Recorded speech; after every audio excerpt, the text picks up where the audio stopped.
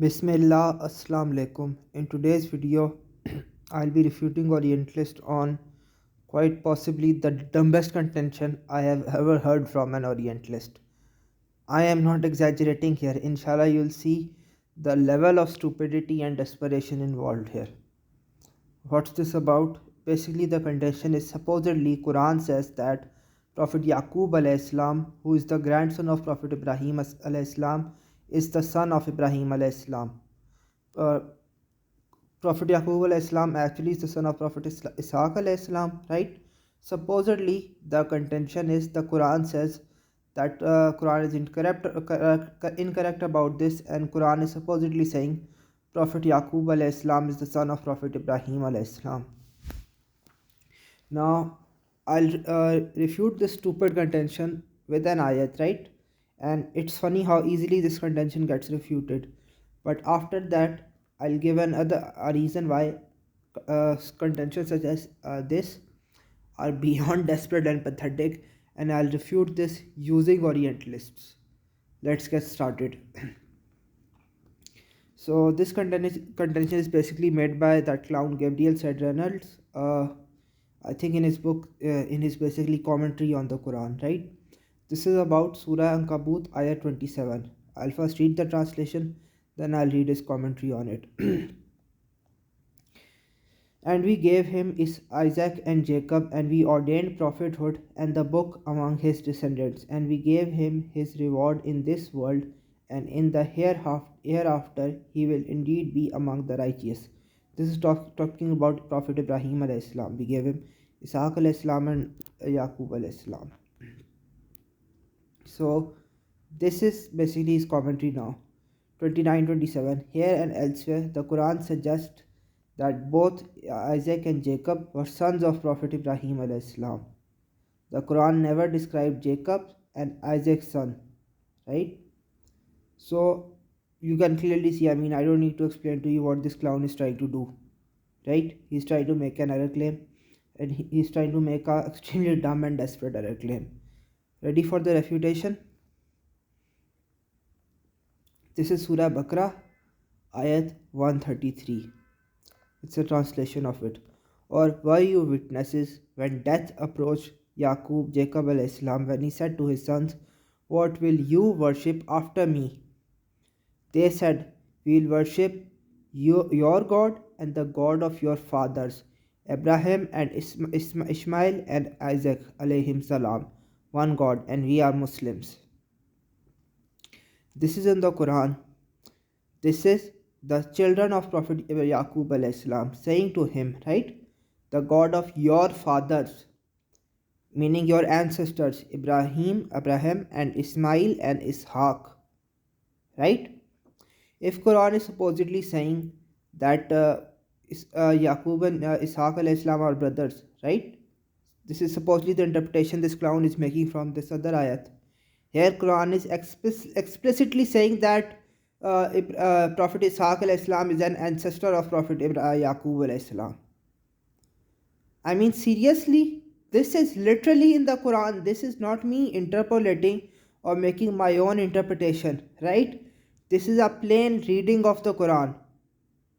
Do we have to just quote a Quranic ayah to refute these clowns? Is this a level of Orientalist aspiration? This is just beyond pathetic. Think about this. This clown, Gabriel said Reynolds, is supposed to be an expert, right? In the matters of Quran and Islamic studies. This is he's recognized as an authority, right?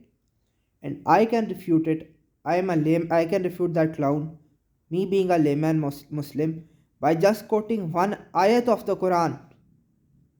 I mean, this isn't funny. This is just pathetic. Read Surah Baqarah ayat 133. The children of Prophet Yaqub alayhi salam are saying to him, "The God of your fathers, your ancestor Ibrahim and Ismail and Ishaq alayhim salam." Seriously? Is this the best Orientalist can do? Really? Now, I want to make a point here, and I want you to realize something, right? I think the claim that clown made Gabriel said that is dead and buried, right? But I want to make another point here. There are a lot of similar claims, right? Orientalists will make, basically supposing that Quran is making mistakes such as this with regards to the Bible, right, or biblical records and biblical history. There is a very simple refutation of this claim. Quran has an absolutely massive amount of in-depth biblical knowledge. This is something that is recognized by Orientalists themselves. If there is an absolute massive amount of biblical knowledge, right, in the Quran, then claims such as the that clown Gabriel said Reynolds made, right, these claims don't hold water. What I'll do in this regard is basically quote an authority among Orientalists, Angelica Neuwirth, right. I've given the reference here. We need to remember that the Quranic age roughly coincides with the epoch when the great exegetical corpora of monotheistic tradition were edited and published, such as the two Talmudim in Judaism and the patristic writings in Christianity. These writings, not the Bible as is often held, are the literary counterparts of the Quran. Indeed, the Quran should be understood first and foremost as exegetical, that is polemical, apologetical, and thus highly rhetorical. The Quran is communicated to listeners whose education already comprises biblical and post biblical lore, whose nascent scripture therefore should provide answers to the question raised in biblical exegesis. Listen to this part, a scripture providing commentary on a vast amount of earlier theological legacies. In other words, massive in depth biblical knowledge. If there is such massive in depth biblical knowledge, right? This is at a mind blowing level, and I have an earlier video on this topic, and I'll make one with even more references. But if there is such a massive in depth biblical knowledge, right? Then stupid claims such as this one don't hold water. They don't. If there is an absolutely massive amount of in-depth biblical knowledge, right, think about this, then arguments as stupid as this one, right, about the author of the Quran supposedly not knowing that Prophet Yaqub al-Islam is the son of Prophet Isaac al-Islam, arguments such as this cannot fly, because they contradict the fact that the Quran has an absolutely massive amount of biblical knowledge. There is no way around this point.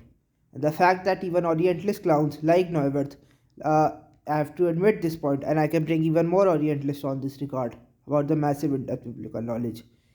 This fact of massive in-depth biblical knowledge, this shreds any claim Orientalists can make with regards to Quran having errors such as this. And this is not just about this point. This was just refuted by quoting an ayat from the Quran, right? This is about similar nonsensical claims such as marry the sister of Aaron and all of that. And I'll make a video on that soon, inshallah. In conclusion, I hope you have understand this. I hope you have enjoyed this video. This really was a pathetic contention, probably the dumbest contention I've ever dealt with. And to be honest, I deal with a lot of stupidity from both Orientalists and layman kuffar. I hope you have enjoyed this video. Till next time, Assalamu alaikum.